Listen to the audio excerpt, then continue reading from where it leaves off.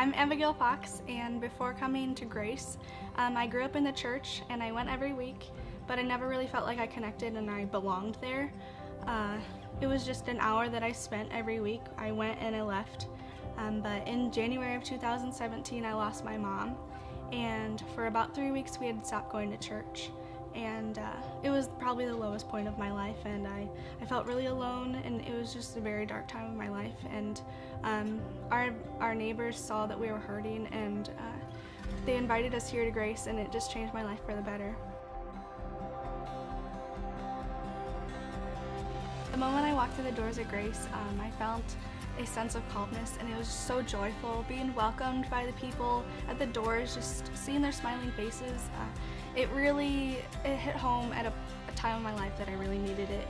And it was just, the whole building was filled with joy. Nobody was frowning, everybody was smiling. You could just walk up to them and have a conversation like you knew them forever. And the message was so powerful. I felt like it was being spoke directly to me. And the following week I asked my dad if he could come back, because it was so empowering, it was so amazing to be at Grace.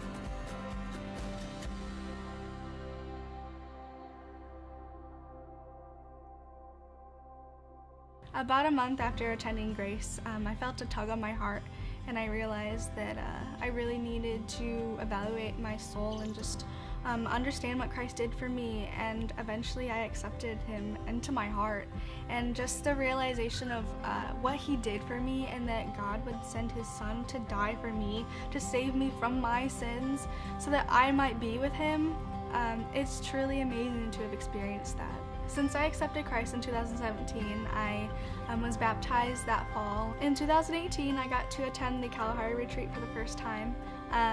It was amazing to see everybody worshiping with their hearts and everything they have. I also learned about the school that I'm now attending, Cedarville, and there everybody is just wanting to pour into you and wanting your faith to be first and foremost. And it's amazing to study there and be able to be pursued by Christ like that. And without Grace and everyone here, I would be a completely different person.